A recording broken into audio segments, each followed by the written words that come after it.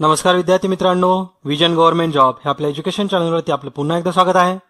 आजच्या या लेक्चरमध्ये आपण PSI मुख्य परीक्षेसाठी कशी तयारी करावी लागणार आहे, कारण फार कमी दिवस राहिलेत. तुमच्या सगळ्यांचा बऱ्यापैकी अभ्यास होत सुद्धा आला असेल.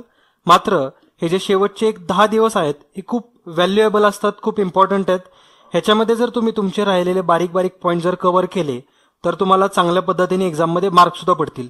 ओके, आणि तो एक कॉन्फिडन्स पण बिल्ड होईल तुमच्यामध्ये की आपल्याला सगळ्या गोष्टी माहिती आहेत, कुठल्या कुठल्या एक्झामला येणार आहेत आणि आपण त्या केलेल्या आहेत. ओके, एक्झामला जायच्या आधी थोडा कॉन्फिडन्स बिल्डअप होणं गरजेचं आहे एक्झाममध्ये. ओके, आणि अभ्यास तुमचा कितीही तुम्ही करत राहिला तर असंच वाटणार आहे आपला अभ्यास झालेला नाहीये. त्याच्यामुळं कुठले कुठले पॉईंट तुम्ही करायचेच आहेत हे या लेक्चरमध्ये डिस्कस केले असतील. आणि आपल्या या एक्झाममध्ये काय काय चान्सेस आहेत, कुठल्या कुठल्या टॉपिकमधून किती वेटेज असू शकतं, कुठले म्हणजे इतिहासमध्ये किती प्रश्न येऊ शकतात, भूगोलामध्ये किती प्रश्न येऊ शकतात, हे आपण आधीच्या क्वेश्चन पेपरवरून बघणार आहे. त्याच्यामुळे तुमच्यासाठी अतिशय महत्त्वाचं लेक्चर असणार आहे आणि या 10 दिवसांमध्ये याला नक्की फॉलो करा. याच्यामध्ये जो सिलेबस सांगितलेला आहे आणि जे तुम्हाला डेली रुटीन सुद्धा बनवून दिलेलं आहे ते पण फॉलो करा. ओके, तर सगळ्यात आधी आपण सिलेबसचा एक ओव्हरव्ह्यू घेऊया. पेपर 1 आणि पेपर 2 या फॉर्ममध्ये तुमची एक्झाम असणार आहे मुख्य परीक्षा. याच्यामध्ये पेपर 1 मध्ये मराठी आणि इंग्लिश हे 2 सब्जेक्ट असतील. मराठीचे 60 प्रश्न, इंग्लिशचे 40 प्रश्न. ओके, एकूण 100 प्रश्न असणार आहेत आणि मार्क सुद्धा 100 आहेत त्याच्यासाठी. पेपर 2 मध्ये सामान्य ज्ञान, बुद्धिमत्ता मापन व विषयाचे ज्ञान असा सिलेबस सांगितलेला आहे. मात्र सामान्य ज्ञान म्हणजे जनरल सायन्सच त्याच्यामध्ये खूप मोठा आहे स्वतःमध्येच. ओके, याच्यामध्ये पेपर 2 मध्ये तुम्हाला 100 गुण असतील, 100 प्रश्न असतील आणि याचा जो दर्जा आहे हा पदवी लेवलचा दर्जा असणार आहे. आणि क्वेश्चन हे इंग्लिश आणि मराठी दोन्ही लँग्वेजमध्ये असतील. याच्यासाठी पण तुमच्याकडे 1 तास असणार आहे. त्याच्यामुळे तुमची जी मेन्सची एक्झाम आहे ही फक्त 2 तासाची असणार आहे. पेपर 1 साठी 1 तास आणि पेपर 2 साठी 1 तास. ओके, आणि अशा पद्धतीने हे 2 तास तुमचे डिसाईड करतील की तुम्ही पुढे जाऊन शारीरिक चाचणी किंवा इंटरव्ह्यूज ह्याच्यासाठी क्वालिफाय व्हाल की नाही. ओके, त्याच्यामुळे अतिशय महत्वाचे हे 2 तास असतील. त्याच्यापेक्षा महत्वाचे हे राहिलेले 10 दिवस आहेत. तर याच्यामध्ये जर आपण संभाव्य प्रश्न संख्या बघितली, इतिहास, भूगोल, आपण फक्त पेपर 2 मधला जनरल जो पेपर 2 आपला पूर्ण आहे जनरल सायन्स प्लस बुद्धिमत्ता मापन, तर हा सगळा सिलेबस याच्यामध्ये बघितलेला आहे. पेपर 1 साठी तर त्यांनी सिम्पली दिलेलं आहे, मराठी 60 मार्कांसाठी आहे आणि इंग्लिश 40 मार्कांसाठी आहे. ओके, तर पेपर 2 मधले जे सब्जेक्ट आहेत जसं की इतिहास, भूगोल, हे 2013 मध्ये इतिहासावरती 7 प्रश्न आले होते. 2014 मध्ये ही संख्या 7च राहिली. मग 2016 मध्ये हे एक फ्लक्च्युएशन होऊ शकतं, एक तर 7, 8 किंवा 8 ते 10 या दरम्यान प्रश्न येऊ शकतात इतिहासावरती. ओके, भूगोलाचा जर विचार केला 2013 मध्ये 13 प्रश्न आले होते जॉग्रफीवरती. 2014 मध्ये हा नंबर कमी होऊन 8 वरती आला. तर 2016च्या मेन्समध्ये एक 7 ते 8 किंवा एक 9 पर्यंत प्रश्न येऊ शकतात. ओके, जॉग्रफीवरती. त्यानंतर संगणक व माहिती तंत्रज्ञान अतिशय इम्पॉर्टंट टॉपिक आहे हा. तुम्ही PSI ची मेन्स देत असाल तर तुमच्यासाठी कंबाईन एक्झामसाठी ही एक रिव्हिजनच असणार आहे. त्याच्यामुळे व्यवस्थित याचा अभ्यास करा. या 10 दिवसांमध्ये तरी नक्कीच अभ्यास करा. ओके, संगणक व माहिती तंत्रज्ञान याच्यावरती 2013ला एक 10 प्रश्न आले होते, 2014 मध्ये 9, तर 2016 मध्ये आपण जास्त नंबर पकडलाय, 11 ते 12 प्रश्न येऊ शकतात. कारण रिसेंटलीच बऱ्याच टेक्निकल जे तंत्रज्ञान आहे जसं की संगणकाशी संबंधित व्हायरसेस वगैरे चर्चेमध्ये होते. ओके, तर वॉनाक्राय एक व्हायरस होता, तर त्याच्या संबंधित प्रश्न बनू शकतात. त्याच्यामुळं सायबर क्राईमचा नंबर वाढत चाललाय. त्या दृष्टीने तुम्हाला एक्झाममध्ये संगणक या विषयावरती जास्त प्रश्न बनू शकतात. ओके, अर्थशास्त्र बघाल तर 2013 मध्ये 2च प्रश्न आले होते, 2014 मध्ये याच्यामध्ये एक पण प्रश्न नव्हता आणि 2016 मध्ये सुद्धा जो करंट अफेअर्सशी संबंधित आहे आपल्या बजेटवरती एखादा प्रश्न येऊ शकतो. कारण रिसेंटलीच शेतकऱ्यांना कर्जमाफी सुद्धा दिलेली जे की आपल्या बजेटमध्ये नव्हतं. ओके, त्याच्यामुळे हा पण एक विषय जो की तुम्हाला करायचा आहे. त्यानंतर राज्यशास्त्रासाठी 2013 मध्ये 14 प्रश्न आले होते, 2014 मध्ये 10 प्रश्न आले होते. तर पॉलिटीमध्ये यावर्षी एक 10 ते 12 प्रश्न येऊ शकतात. मानवी हक्क व जबाबदाऱ्या हा एक अतिशय इम्पॉर्टंट टॉपिक आहे. याच्यामध्ये 2013ला 17 प्रश्न आले होते, 2014 मध्ये एक 20 प्रश्न आले होते. त्यामुळे 2016 मध्ये एक 19 ते 21 प्रश्न येऊ शकतात. ओके, कायदे या विषयावरती 2013ला 22 प्रश्न आले, 2014ला जवळपास 27 प्रश्न आले होते कायदे या विषयांवरून. ओके, कायद्यामध्ये एक 4 ते 5 कायदे आहेत, आपण ते बघणार आहे पुढं. आणि 2016 मध्ये मग एक 25 ते 27 हाच आकडा राहू शकतो. ओके, गणित व बुद्धिमत्तावरती गेल्या 2 वर्षांमध्ये 9 प्रश्न विचारले होते. तर 2016च्या मुख्यमध्ये पण आपण असं गृहीत धरू शकतो की 9 प्रश्नच येऊ शकतात. ओके. आणि चालू घडामोडी हा 2013 मध्ये 6 प्रश्न आले होते. त्याच्यानंतर चालू घडामोडींचं ट्रेंड आपल्या एक्झाम्समध्ये वाढत चाललंय.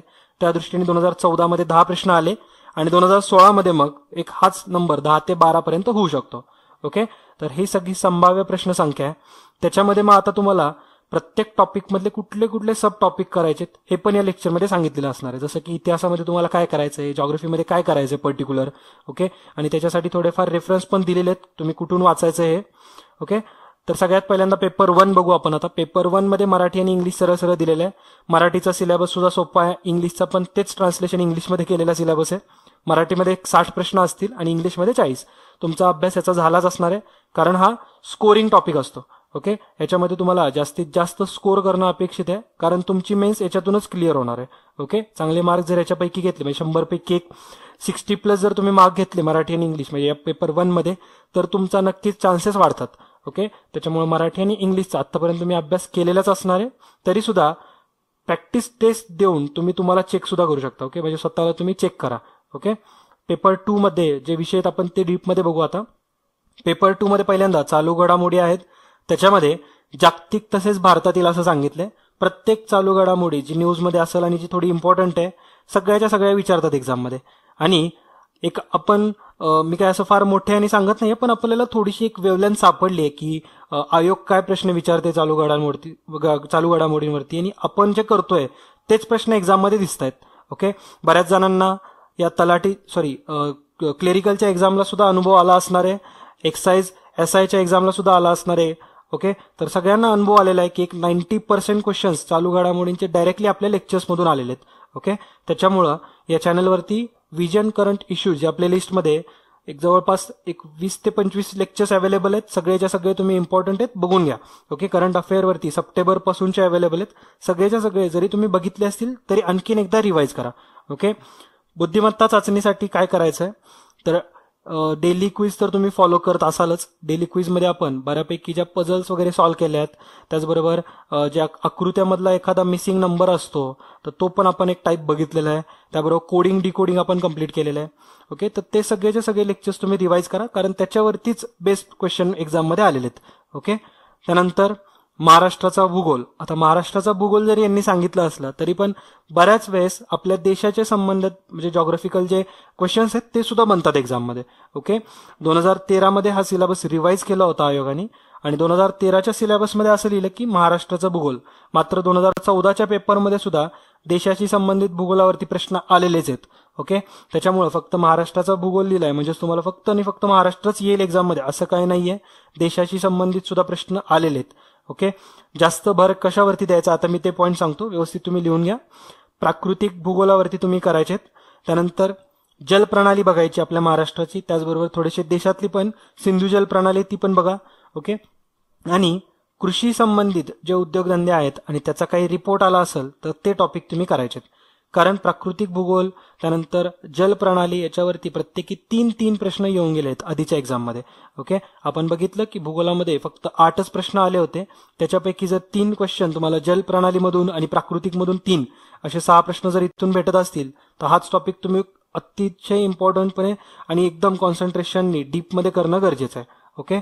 त्याच्यामुळे महाराष्ट्राचा भूगोल तुम्ही इथून कव्हर करा. हे 3 पॉईंट जे सांगितले ते व्यवस्थित नोट डाऊन सुद्धा करून त्याच्यावरती नोट्स बनवा. ओके. या 10 दिवसांमध्ये चांगलं प्रिपरेशन करा त्यावरती. आता आपण इतिहास बघू. महाराष्ट्राचा इतिहास असं जरी नाव दिलेलं असलं तरी बरेचसे प्रश्न हे आपल्या देशातल्या इतिहासाशी संबंधित आलेले आहेत. जसं की राष्ट्रीय काँग्रेसवरती 3 प्रश्न येऊन गेले 2014ला. प्रशासकीय सुधारणांवरती एक 3 प्रश्न आले होते. आता प्रशासकीय सुधारणा म्हणजे काय, तर जे नवीन नवीन कायदे बनले होते आपल्या स्वातंत्र्योत्तर काळामध्ये किंवा स्वातंत्र्य मिळण्याच्या जस्ट आधीच्या काळामध्ये, जसे की एल्बर्ट बिल बनलं होतं, त्याच्यानंतर मोर्ले आणि मेंटो एक कायदा बनला. जिनांच्या काही मागण्या होत्या याच्यावरती सुद्धा प्रश्न आले. जिनांच्या एकूण 14 मागण्या होत्या, तर त्याच्यावरती सुद्धा 2014ला जे 7 प्रश्न इतिहासावरती आले होते त्याच्यापैकी एक प्रश्न हा जिनांच्या मागण्यांवरती सुद्धा होता. ओके. त्याच्यामुळं 7 प्रश्नांपैकी 3 प्रश्न राष्ट्रीय काँग्रेसवरती विचारले होते आणि प्रशासकीय सुधारणांवरती एकूण 3 प्रश्न आले होते. ओके. मात्र सिलेबसमध्ये महाराष्ट्राचा इतिहासच मेन्शन केलेलं आहे, तरी सुद्धा आयोगाने आपली मजा घ्यायसाठी किंवा आपल्याला थोडंसं बाहेरचेच प्रश्न विचारले. ओके, म्हणजे असं काही नाही की महाराष्ट्रातलेच विचारतील. त्यानंतर आता पुढचा टॉपिक बघू आपण, भारतीय राज्यघटना. याच्यामध्ये बरेचसे टॉपिक आपण कव्हर केलेले आहेत आपल्या लेक्चर्समधून, ते सगळे तुम्ही रिवाईज करा. जास्त भर फंडामेंटल राईट्सवरती द्या, फंडामेंटल ड्युटीज आणि DPSP. ओके, तर हे 3 जे टॉपिक आहेत हे वारंवार एक्झाममध्ये येऊन सुद्धा गेलेले आहेत. आणि भारतीय राज्यघटना असे टॉपिक आहेत त्याच्यामध्ये प्रत्येक टॉपिकवरती एक एक प्रश्न येतो. जसे की आपली घटना कशी फॉर्म झाली, आपण कुठल्या देशाकडून काय बॉरो केलेलं आहे. ओके, त्यानंतर आपले जे मूलभूत हक्क, मूलभूत कर्तव्य, धोरणं काय काय आहेत, त्यानंतर युनिफॉर्म सिव्हिल कोड याच्याशी संबंधित म्हणजे प्रत्येक टॉपिकवरती एक ना एक प्रश्न येतोयच. त्याच्यामुळे पॉलिटी तुम्ही थोडंसं जास्त वेळ देऊन अभ्यास करणं गरजेचं आहे. ओके, त्याच्यामुळं पॉलिटी सुद्धा व्यवस्थित करा. याच्यावरती सुद्धा भरपूर प्रश्न एक्झाममध्ये येऊन गेलेत. आपण बघितलंय की पॉलिटीवरती सुद्धा म्हणजे राज्यशास्त्रावरती सुद्धा एक 10 प्रश्न 2014ला येऊन गेलेले आहेत. 2016मध्ये 10 ते 12 प्रश्न येऊ शकतात. ओके, त्यानंतर जो महत्वाचा टॉपिक आहे संगणक व माहिती तंत्रज्ञान, हा आपल्या कुठल्याच प्रीच्या एक्झाममध्ये नसतो, त्याच्यामुळे आपण हा टाळतो सब्जेक्ट बऱ्याच वेळेस. ओके, मात्र 10 प्रश्न जर येत असतील याच्यावरती तर तुम्हाला ह्याला जास्त वेटेज देणं गरजेचं आहे, म्हणजे जास्त टाइम अलोकेट करणं अभ्यास करताना सुद्धा गरजेचं आहे. संगणक व माहिती तंत्रज्ञान याच्यावरती वेब तंत्रज्ञान म्हणजे वेब टेक्नॉलॉजीशी संबंधित लास्ट इयर 3 प्रश्न येऊन गेले 2014च्या मेन्सला. शासकीय कार्यक्रमांसंबंधात 2 ते 3 प्रश्न येऊन गेलेले आहेत. म्हणजे 10 प्रश्नांपैकी 6 प्रश्न जे आहेत हे करंट इश्यूज जे कॉम्प्युटर टेक्नॉलॉजीशी संबंधित आहेत ह्याच्याशी येऊन गेलेले आहेत. ओके, यावेळेस पण तसंच होईल. जर 11-12 प्रश्न आले त्याच्यापैकी 2 ते 3 प्रश्न तुम्हाला व्हायरसशी संबंधित दिसतील. जे करंट इश्यू चालू आहे तो पण एखादा प्रश्न येऊ शकतो. आणि शासकीय कार्यक्रम ज्या योजना असतील ज्या आपल्या डिजिटल इंडियाशी संबंधित आहेत तर याच्याशी संबंधित सुद्धा प्रश्न बनतील एक्झाममध्ये. ओके, तर संगणक व माहिती तंत्रज्ञान तुम्ही अशा टॉपिक्स ठरवून व्यवस्थित करू शकता. ओके, त्यानंतर मानवी हक्क व जबाबदाऱ्या, अतिशय इम्पॉर्टंट टॉपिक आहे. भरपूर प्रश्न येऊन गेलेले आहेत. मानवी हक्क आणि जबाबदाऱ्या याच्यावरती 2013ला 17 प्रश्न आले होते, 2014ला हा नंबर 20 झाला होता. त्याच्यामुळे तुम्हालाच ठरवायचं आहे, भरपूर अभ्यास करायचा आहे याच्यावरती. ह्याच्यामध्ये सुद्धा तुम्ही काय काय करायचंय तर मानवी अधिकार बघायचे तुम्हाला. तर मानवाचे मूलभूत अधिकार जे आहेत तर ते करायचे. याच्यात 2014ला 3 प्रश्न आले होते, 2013मध्ये 7 प्रश्न येऊन गेलेत. ओके, त्यानंतर नागरी हक्क संरक्षण अधिनियम याच्यावरती 2 प्रश्न येऊन गेलेले आहेत. राष्ट्रीय मानवी हक्क संरक्षण, हे सगळा अभ्यास तुम्हाला नेटवरतूनच करायचा आहे जास्त करून.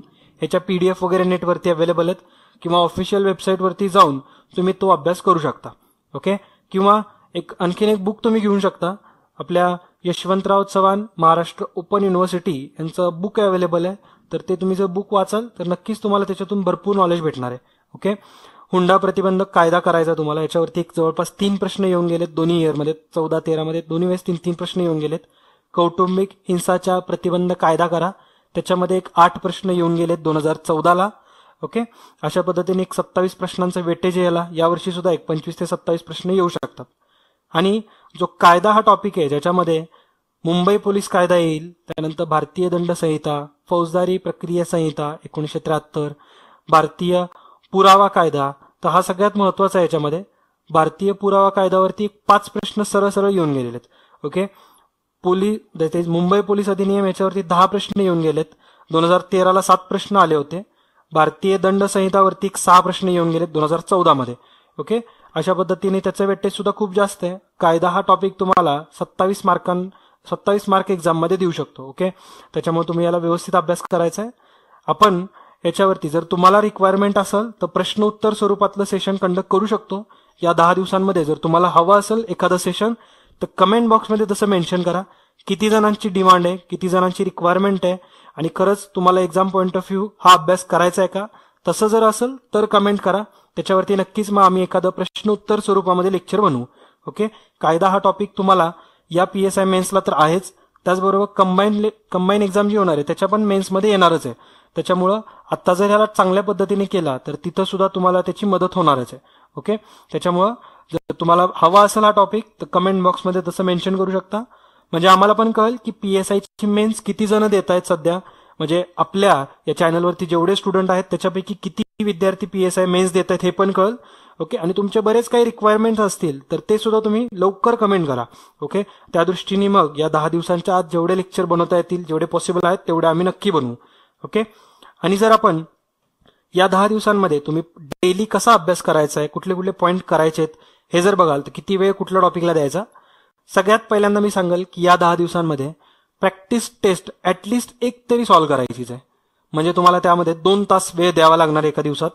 तर प्रॅक्टिस टेस्ट नक्की, म्हणजे अभ्यास नाही केला चालेल, मात्र पहिल्यांदा उठल्या उठल्या एक प्रॅक्टिस टेस्ट द्या, 2 तास त्याच्यामध्ये द्या. त्यानंतर मग तुम्हाला सुचत राहील आपल्याला काय अभ्यास करायचा आहे, कुठला पॉईंट आपल्याला कसा वाचावा लागणार. कारण तुम्ही टेस्ट देऊन झाल्यानंतर तुम्हाला एक कळेल की ज्यावेळेस तुम्ही पुढचा एखादा कायद्यामधला एखादा टॉपिक वाचाल तर किती कुठल्या पॉईंट ऑफ व्ह्यू त्याला वाचायचा आहे, म्हणजे एक्झाममध्ये कसा विचारतात हे सगळं तुम्हाला कळत जाईल. ओके. त्यानंतर प्रॅक्टिस टेस्ट 2 तास देऊन झाल्यानंतर कायद्यामधले जे 5 कायदे आहेत हे तुम्ही ओव्हरलुक करा. ओके. त्याच्यासाठी पण एक तुम्ही 2 तास देऊ शकता, कारण ह्याचं वेटेज 27 मार्कांचं एक्झाममध्ये. मानवी हक्क व जबाबदाऱ्या ह्याच्यासाठी एखादा तास देऊ शकता तुम्ही. ओके. यशवंतराव चव्हाण मुक्त विद्यापीठाचं जे पुस्तक आहे ते तुम्ही वाचू शकता त्यासाठी. आणि नेटवरती सुद्धा जो आपला ऑफिशियल एमपीएससी महाराष्ट्राचं जे गव्हर्नमेंट वेबसाईट आहे त्याच्यावरती सुद्धा ह्याच्यासाठी मानवी हक्क व जबाबदाऱ्यांसाठी बऱ्याच डेटा तुम्हाला अवेलेबल होऊन जाईल. ओके. तर तो तुम्ही तिथून वाचा. त्यानंतर इतिहास करा एका दिवसामध्ये, दुसऱ्या दिवशी भूगोल करा आणि नंतर राज्यशास्त्र. म्हणजे एकाच दिवशी हे तिन्ही टॉपिक करू नका, कारण आता वेळ फक्त 10 दिवसांचीच राहिलेली आहे. आणि प्रत्येक दिवशी जर तुम्ही हे 3 टॉपिक करत बसला तर जम्बलिंग सुद्धा वाढत जाणार आहे आणि मग पर्टिक्युलर आपल्याला डीपमध्ये अभ्यास करता येणार नाहीये. त्यामुळे प्रत्येक दिवस प्रत्येक सब्जेक्टला, म्हणजे इतिहास, भूगोल आणि राज्यशास्त्र यांना तुम्हाला प्रत्येकी 3 दिवसच भेटणार आहेत. त्या दृष्टीने मग इतिहासाला 1 दिवस द्या, त्यानंतर दुसऱ्या दिवशी भूगोल आणि तिसऱ्या दिवशी राज्यशास्त्र. मग परत चौथ्या दिवशी तुम्हाला इतिहास करायचा आहे. जे पॉईंट तुमचे फर्स्ट डे मध्ये राहिले होते ते तिथे तुम्ही कव्हर करायचा प्रयत्न करा. ओके. अशा पद्धतीने फक्त तुम्हाला प्रत्येक टॉपिकसाठी इतिहास, भूगोल आणि राज्यशास्त्र याच्यासाठी फक्त 3च दिवस भेटणार आहेत, जर 10 दिवसाची स्ट्रॅटेजी फॉलो करत असाल तर. ओके. चालू घडामोडी तुम्हाला डेली करायच्या आहेत, डेली 1 तास त्याला वेळ द्या. आणि मराठी आणि इंग्लिश याच्यासाठी तुम्ही 2 तास देऊ शकता. जसं की एका दिवशी मराठी करायचं आहे, दुसऱ्या दिवशी इंग्लिश. अशा पद्धतीने सुद्धा मराठीला तुम्हाला 5 दिवस अवेलेबल होतील आणि इंग्लिशसाठी 5 दिवस. ओके. मग तुम्ही त्याचं युटिलायझेशन तुमच्या सोयीनुसार करू शकता. पहिले 5 दिवस मराठी, नंतरचे 5 दिवस इंग्लिश, असं जरी केलं तरी अभ्यास कव्हर होईल. आणि जास्त अभ्यास हा आता सराव प्रश्नसंच सॉल्व्ह करून करायचा प्रयत्न करा. मराठी आणि इंग्लिशसाठी जे 1 तासाचा तुमचा जो वेळ असेल, म्हणजे आपला एकूण 2 तासाचा वेळ आहे मराठीसाठी आणि इंग्लिशसाठी, त्याच्यातला 1 तास तुम्ही पेपर 1 सॉल्व्ह करू शकता. मराठीचे जे प्रश्न असतील पेपर 1 मध्ये आलेले ते सगळे तुम्ही 1 तासात सॉल्व्ह करा. त्याचे तुम्ही विश्लेषण बघा आणि मग तुमचा हा चांगल्या पद्धतीने अभ्यास होणारच आहे. तर एकूण जर तुम्ही कॅल्क्युलेट केलं तर हे एक 10 तासाचं सेशन आहे. मला वाटेल की तुम्ही ऍटलिस्ट एक 13 तास तरी अभ्यास करावा. याच्यामध्ये 3 तास तुम्हाला जसं सोयीस्कर आहे त्या पद्धतीने तुम्ही वाढवा. ओके. आणि जर कायद्यासाठी जर तुम्हाला पुस्तकं हवी असतील तर कायदे या टॉपिकसाठी यशदाचं एक माहिती पुस्तक अवेलेबल आहे. यशदा तुम्हाला माहिती असेल तर यशदाचं पुस्तक अवेलेबल आहे. जर तुमच्या कोणी मित्र वगैरे यशदामध्ये असेल तर त्याच्याकडून पुस्तक घ्या, किंवा कुठल्या झेरॉक्स सेंटरवर अवेलेबल असेल तर नक्की त्याचा यूज करा. की अभ्यासाच्या पॉईंट ऑफ व्ह्यू अतिशय महत्वाचं आहे. त्यानंतर यशवंतराव चव्हाण मुक्त विद्यापीठाचं सुद्धा एक बुक अवेलेबल आहे, ते सुद्धा तुम्ही करू शकता. आणि इंटरनेटवरून माहिती तुम्हाला मिळवायचीच आहे. ओके. तर अशा पद्धतीने व्यवस्थित अभ्यास करा. या 10 दिवसांमध्ये जेवढा तुम्ही जास्त अभ्यास कराल तेवढं तुम्हाला जास्त कॉन्फिडन्स सुद्धा भेटणार आहे. आणि एक्झाम पास व्हायसाठी जेवढा अभ्यास रिक्वायर्ड आहे तेवढा तुमचा कॉन्फिडन्स सुद्धा रिक्वायर्ड आहे. ओके. मग तुमच्यामध्ये जर कॉन्फिडन्स नसेल तर खूप चान्सेस कमी होतात तुमचे पास व्हायचे, जरी तुमचा अभ्यास झाला असला तरी सुद्धा. त्याच्यामुळं कॉन्फिडन्स बिल्टअप करायला हे जे सगळे टॉपिक तुम्हाला सांगितलेत डायरेक्टली हे आधीच्या पेपरच्या अनालिसिस वरून घेतलेले आहेत. त्याच्यामुळे आपल्याला एक्झाम पॉईंट ऑफ व्ह्यू अतिशय महत्वाचे टॉपिक होते. ओके. तर हे सगळे टॉपिक करा, तुमचा कॉन्फिडन्स आपोआपच बूस्टअप होईल. ओके. तर अशा पद्धतीने अभ्यास करा. आणि काही रिक्वायरमेंट असेल तर नक्कीच कमेंट बॉक्समध्ये मेन्शन करा. आमच्याकडून ऍक्च्युली रिप्लाय देणं पॉसिबल होत नाहीये सध्या, कारण खूप जणांचे एका दिवसामध्ये कमेंट येतात. मात्र आम्ही प्रत्येक कमेंट वाचत असतो. ओके.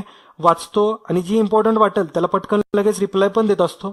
मात्र सगळ्याच्या सगळ्या कमेंट्सला रिप्लाय देणं पॉसिबल नाहीये. मी आत्ताच तुम्हाला त्याबद्दल मनापासून सॉरी म्हणतो. मात्र तुमच्या कमेंट्स आम्ही प्रत्येक कमेंट वाचतो. त्याच्यामुळे जर तुमची काही रिक्वायरमेंट असेल तर नक्कीच तशी कमेंट बॉक्समध्ये मेन्शन करा. ओके. तर भेटूया आपण पुढच्या लेक्चर्समध्ये. तोपर्यंत जय हिंद, जय महाराष्ट्र. अभ्यासासाठी बेस्ट ऑफ लक.